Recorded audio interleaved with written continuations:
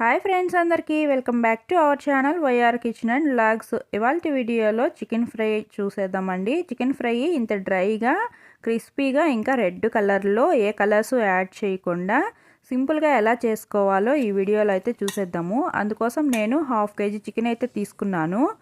ఇది boneless, skinless ఏం కాదండి, నార్మల్ చికెనే. హాఫ్ కేజీ తీసుకున్నాను. ఇందులోకి 1 స్పూన్ మిరప్పొడి వేసుకుంటున్నాను, హాఫ్ స్పూన్ పసుపు వేసుకుంటున్నాను. నాన్ వెజ్ కాబట్టి నీచు వాసన రాకుండా పసుపు కాస్త ఎక్కువే వేసుకోవాలి.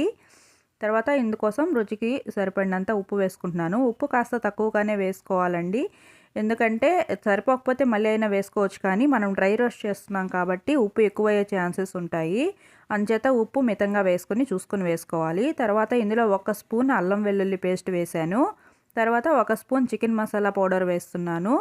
ఇది ఆప్షనల్, మీకు ఇష్టం ఉంటే వేసుకోవచ్చు, లేదంటే లేదు. చికెన్ మసాలా పౌడర్ వేస్తే మంచిగా ఫ్లేవర్ వస్తుంది కదా అని నేనైతే యూస్ చేస్తాను.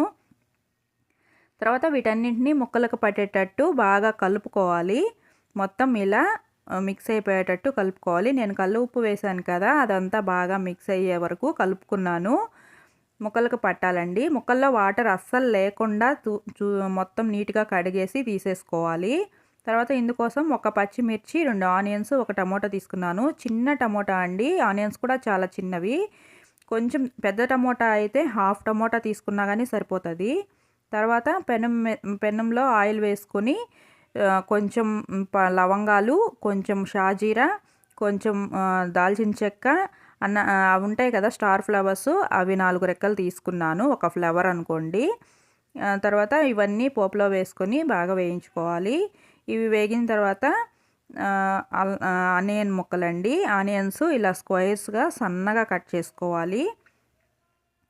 సన్నగా కట్ చేసుకుంటేనే ఫాస్ట్గా వేగిపోతాయి. ఆనియన్స్ అన్నీ బాగా వేయించుకోవాలి. తర్వాత మనం కట్ చేసుకున్న పచ్చిమిర్చి కూడా ఇందులోనే వేసేస్తున్నాను. పచ్చిమిర్చి కూడా ఫస్టే వేసుకుంటే బాగా వేగిపోతుంది, పచ్చి పచ్చిగా లేకుండా.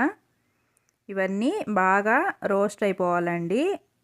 మనం బిర్యానీకి అలా వేయించుకుంటాం కదా, అంత రోస్ట్ అయితే అవ్వాలి. ఆనియన్స్ ఎంత వేగితే ఫ్రై అంత టేస్టీగా ఉంటుంది.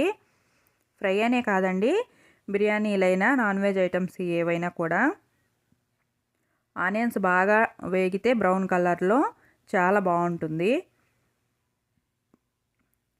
ఆనియన్స్ వేయకపోతే కొంచెం వాటరీగా ఉన్నట్లుగా ఉంటుంది. అలా కాకుండా ఆనియన్స్ బ్రౌన్ కలర్లో బాగా వేగితే చాలా బాగుంటుంది.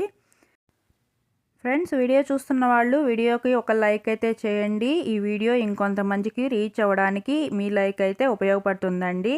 అలాగే కొత్త వాళ్ళు ఎవరైనా ఛానల్ని చూస్తున్నట్లయితే లైక్ చేసి సబ్స్క్రైబ్ చేసుకోండి. ఇలాంటి వీడియోస్ చాలా వీడియోస్ అయితే మీరు చూసేయచ్చు. సబ్స్క్రైబ్ బటన్ పక్కనే బెల్ ఉంటుందండి. ఆ బెల్ని కనుక ట్యాప్ చేసి కింద ఆల్ అని వస్తుంది, ఆల్ని ట్యాప్ చేస్తే నేను పెట్టే ప్రతి వీడియో నోటిఫికేషన్ వస్తుంది మీకు. అందరికంటే ముందు వీడియోలు అయితే చూసేయచ్చు. ఇక ఆనియన్స్ బాగా వేగిపోయినాయి కదా, ఇందులో మనం కట్ చేసుకున్న టమోటా ముక్కలు కూడా వేసి వేయించుకుంటున్నాను. చూడండి ఆనియన్స్ ఎంత బ్రౌన్ కలర్లో వేగినాయో. ఇలా అయితే వేగాలండి, అలా అని మాడిపోకూడదు. తర్వాత టమోటాలు మగ్గాలంటే ఇలా మూత పెట్టుకొని మగ్గించుకుంటే ఫాస్ట్గా అయితే మగ్గిపోతాయి కదా. ఇలా మూత పెట్టుకొని మగ్గించుకోవాలి. చూడండి బాగా మగ్గిపోయినాయి టమోటాలు క్రిస్పీగా ఏమీ వేగిపోకర్లేదు కాబట్టి, తర్వాత మనం ఎటు ఫ్రై చేస్తాం కాబట్టి బాగానే ఉడికిపోతాయి. ఈ మాత్రం వేగితే సరిపోతుంది.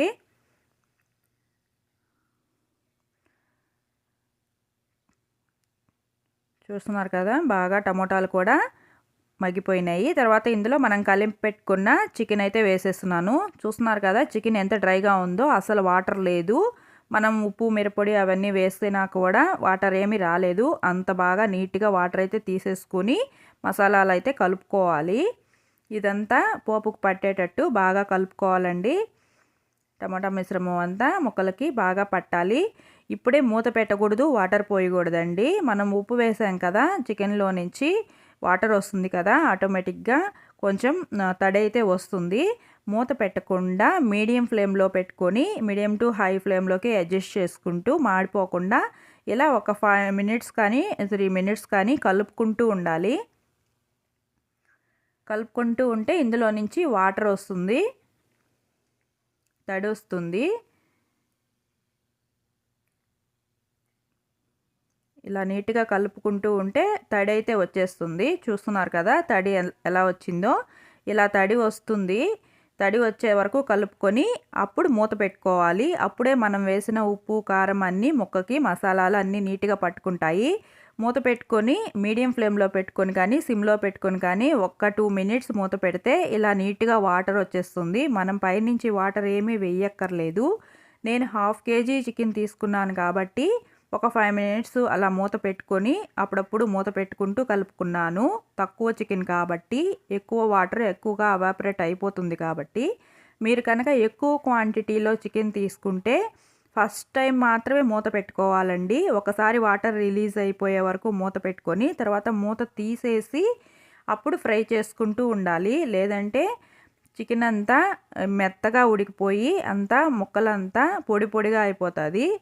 కాబట్టి నేనైతే తక్కువ తీసుకున్నాను కాబట్టి ఇన్నిసార్లు మూత పెడుతున్నాను. చూస్తున్నారు కదా ఇలా మూత పెట్టి అప్పుడప్పుడు కలుపుకుంటూ ఉన్నాను.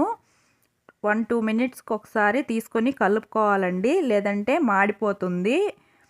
సన్న ఫ్లేమ్లో పెట్టుకొని మాత్రమే వేయించుకోవాలి. ఇలా ఒక 2-3 టైమ్స్ మూత పెట్టుకుంటూ కలుపుకుంటూ వేయించుకున్న తర్వాత నాకైతే ఇలా వచ్చింది. తడి మొత్తం ఇంకిపోయింది. నేను పైనుంచి ఒక డ్రాప్ వాటర్ కూడా వేయలేదండి. ఓన్లీ చికెన్లో నుంచి వచ్చిన వాటర్తోనే చికెన్ అయితే ఉడికిపోయింది.